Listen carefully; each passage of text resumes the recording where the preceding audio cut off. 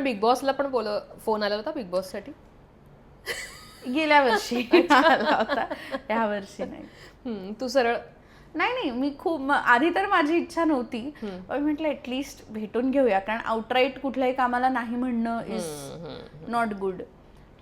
So मी गेले, meeting आणि पण झाली आमची, आणि नेमकं तेव्हा जसं मगाशी म्हणाले की एक शो येणार होता. सो मग मी बसून जरा माझे प्रोज अँड कॉन्स दोन्ही गोष्टींचे जरा वे केले, की हे केलं पाहिजे की शो केला पाहिजे. आणि मग इतर बऱ्याच, because it's not an easy show, हे तर फॉर शुअर आहे. It is not for the faint hearted, हे पण तितकंच खरं आहे. सो मी बऱ्याच काय म्हणतो खूप गोष्टी मी कॅल्क्युलेट केल्या, आणि गंमत अशी झाली की दोन्ही पण गोष्टी घडल्या नाही. म्हणजे मी बिग बॉसही केला नाही आणि मी तो शो सुद्धा तो झालाच नाही. बरोबर. But it's okay. I think ज्याची जी वेळ असते त्यावेळी ती गोष्ट घडणार. सो आय नेवर रिग्रेट की जर एखादी गोष्ट माझ्या हातातून गेली, वाईट वाटतं, पण मी कधीच रिग्रेट करत नाही, कारण मला माहिती आहे की जर हे नाही घडलं तर दुसरं काहीतरी बेटर माझ्यासाठी आहे. कधी आहे ते नाही माहीत, पण आहे हे एवढं नक्की. निश्चित. पण आत्ता मला तुला ना एक असं म्हणतात, म्हणजे प्रत्येकाच्या लाईफमध्ये स्ट्रगल आपल्याला चुकत नाही, तो चालूच असतो, तो वेगवेगळ्या पद्धतीनं समोर येतो. एका यशाच्या काळातही तुम्हाला यश येतंय, पण त्याच्यातही एक वेगळा स्ट्रगल असतो जो आपण फेस करत असतो. आणि असं म्हणतात की प्रत्येक टप्प्यावर ते येतच असतात जोपर्यंत तुम्ही काम करता, आणि त्यासाठी उलट स्ट्रगल येणं चांगलंच म्हणेल असं म्हणतात की कारण तुम्ही काम करताय, तुम्ही हालचाल करताय, तुम्ही ऍक्टिव्ह राहताय. सो मला सांग, सुंदरा मनामध्ये भरली तो प्रोमो मला आजही आठवतो की एक्झॅक्टली काय आहे, कारण ती दाखवत नव्हते तिचा चेहरा असं, आणि हे काय आहे काय, आणि ती कॉन्सेप्ट समोर आली. मग पटकन आम्ही भूतकाळात गेलो, जैसी जैसी कोई नहीं, की जी सिरियल त्यावेळेला प्रचंड हिंदीमध्ये गाजली होती. अरे हे काहीतरी वेगळं मराठीत आता आणतात की ते क्लिक होईल, आणि ती झाली क्लिक. सो ती सुंदरा मिळवण्याआधीचा स्ट्रगल, सुंदरा मिळवल्यानंतरचा स्ट्रगल, आणि आत्ताचा स्ट्रगल, हा स्ट्रगल कसा बदलत गेलाय अक्षयाच्या लाईफमधला?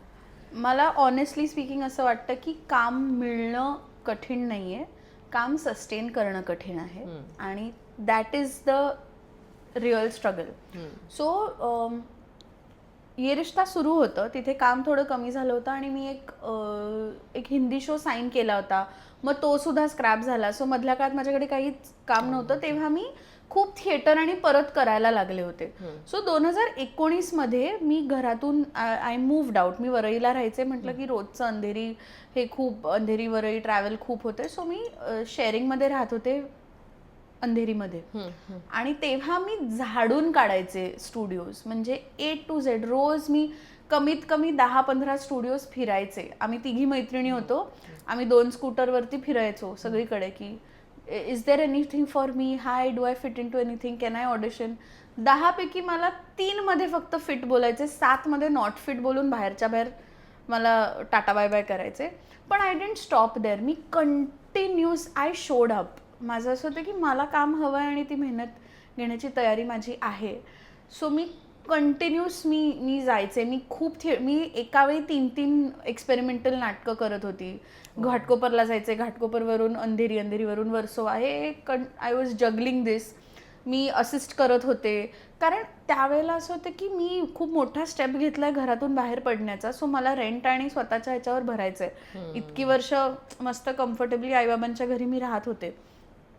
सो माझं असं होतं की माझ्यावरती फायनान्शियल थोडंसं बर्डन पण आलंय, आणि प्लस मला काम सुद्धा हवंय. सो मी खूप म्हणतो ना धडपड जी होती, की मी नाटक पण करायचे, मग मी असिस्ट पण करायचे, वर्कशॉप्स पण घ्यायचे, तिथे स्टुडंट प्रोडक्शन्स बसवायला जायचे, ऑडिशन राहायचे, असं हे सगळं करत करत. आणि सेम मी मगाशी ज्या कास्टिंग डिरेक्टरबद्दल बोलले, ध्रुव खुराना, तेव्हा ध्रुवने मला एक गोष्ट सांगितली होती की ऍक्टरचा रियाज काय असावा, तर रोज बॅग घेऊन ऑडिशन्सना जावं. आणि ही सेम गोष्ट माझे सर सौरभ सचदेवा सर तेही तेच म्हणायचे की ऍक्टरचा रियाज काय, बॅग घ्या आणि ऑडिशन्स शोधायला जा. सो हे मी रोज करायचे ना, त्या प्रोसेसमध्ये मी एका डिरेक्टरला भेटले. The director is Sachin Pathak. So आणि again Sachin Pathak happens to be my super senior from Ruia college. So त्याचा असिस्टंट माझा मित्र होता, तर मी माझ्या मित्राला भेटायला गेले, काय कसं आहेस, आणि सगळं झालं. तेवढ्यात सचिन आला तर तो म्हणाला अगं तू हिंदी सिरियल कर. मी त्याला म्हणाले की काही असेल तर प्लीज मला सांग. तर मला म्हणे की अगं तू हिंदी सिरियल करतेस ना. तसं झालं नाही करत आहे मी सध्या, मी कामच शोधते, सो प्लीज टेल मी काही असेल तर. तो म्हणाला हां ठीक आहे सांगतो.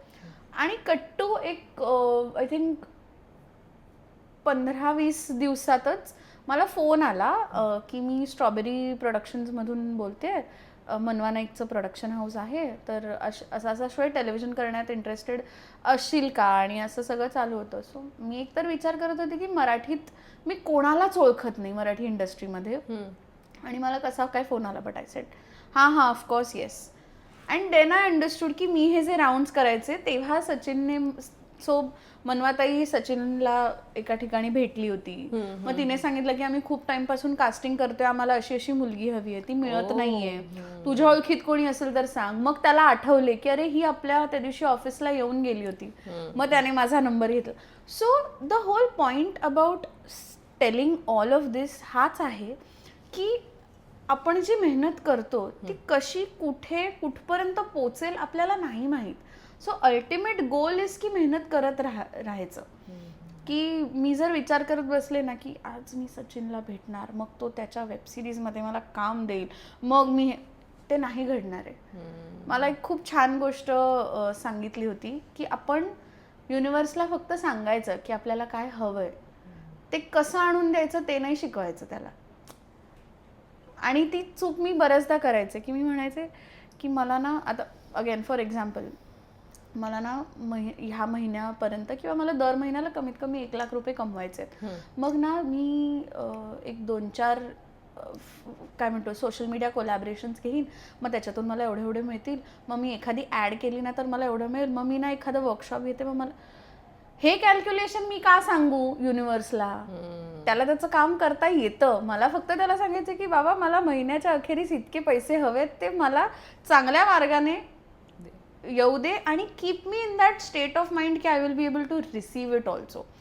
So I think that is the real struggle that had been, की कॉन्स्टंटली शोईंग अप आणि इतके रिजेक्शन्स मिळताना सुद्धा रोज सकाळी उठून की नाही बाबा मला करायचं. Not giving up is the real struggle. आपण खूप इझिली गिव्ह अप करतो. And touch wood Sundara came as a blessing to me. आणि त्या एंटायर प्रोसेसमध्ये मी फक्त ॲक्टर म्हणून नाही तर मी एक ह्युमन बिईंग म्हणून ग्रो झाले.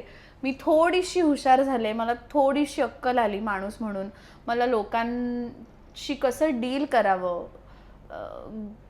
इंडस्ट्री कशी फंक्शन होते, मी थोडीशी इम्पल्सिव्ह आहे. आता माझ्यात तो ठहरावसुद्धा आला आहे गेल्या 5 वर्षात कामाचा. सो आय थिंक मी तिथे खूप ग्रो झाले. आणि सेम थिंग की सुंदरा संपल्यानंतरचा माझ्यासाठी स्ट्रगल हाच होता की आता जे काम करेन दॅट हॅज टू बी त्या लेवलचं किंवा त्याच्यापेक्षा बेटर असलं पाहिजे. कारण आपल्याला पण प्रत्येकाला ॲज अ पर्सन आपण ग्रो करतो, आपण पण एक काही बेंचमार्क स्वतःसाठी ठेवतो. सो माझ्यासाठी स्ट्रगल हाच होता की चांगलं काम सातत्याने कसं करत राहावं. अँड ऑफकोर्स फायनान्सेस, कारण कधी आपल्याला काम कधी येतं कधी नाही येत, it's a task. So I think माझ्यासाठी financial management was a little, म्हणजे ती गोष्ट आता मी जरा शिकले. कशी करतेस तू?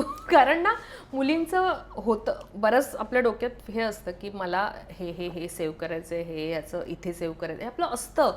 पण बऱ्याचदा गोष्टी कधी कधी इमर्जन्सीमध्ये बिघडतात आणि मग कळत नाही आणि मग ते होत नाही.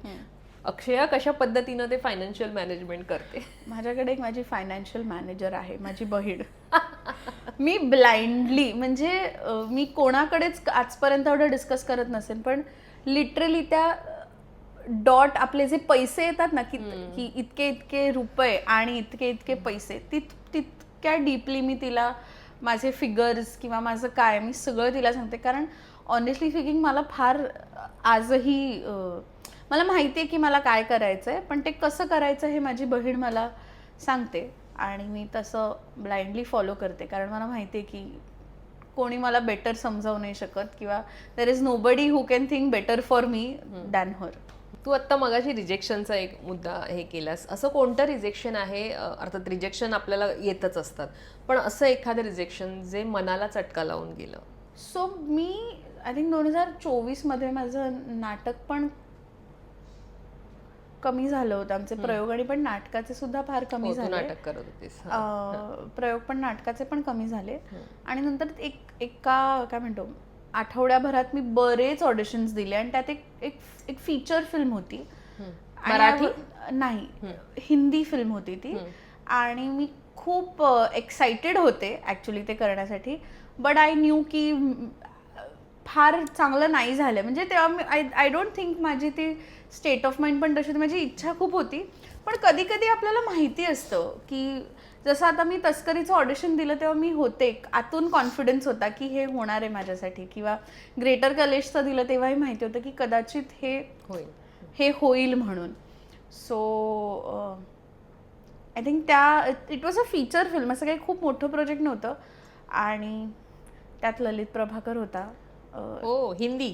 हा, फीचर फिल्म आहे ती. आय डोंट थिंक अजून आली आहे. सो मी ऑडिशन आणि पण दिलं आणि चांगलं झालं होतं. बट मला आतून तो कॉन्फिडन्स नव्हता की मी तितकं चांगलं केलंय की मी सिलेक्ट होईन त्या प्रोजेक्टमध्ये. सो नंतर मी पाहिलं की ऑफकोर्स माझं झालं नाही त्यात. आणि मग मी हे सुद्धा पाहिलं की त्यांचे पोस्ट बघितले मी. सो बेसिकली मी जेव्हा ते पोस्ट बघितले तेव्हा कळलं की अरे यार, त्यात ललित प्रभाकर होता, जरा अजून चांगलं द्यायला पाहिजे होतं ऑडिशन. बट सो हा, तेव्हा मला जरा थोडंसं मला वाईट वाटलं तेव्हा, कारण ना ते कॅरेक्टर एकदम डिफरंट होतं. बिहारी कॅरेक्टर होतं ते. असं युपी बिहार स्टाईलचं कुठलं तरी कॅरेक्टर होतं. सो मला असं झालं की अरे, आपल्याकडे खूप चांगली संधी होती काहीतरी वेगळं करण्याची.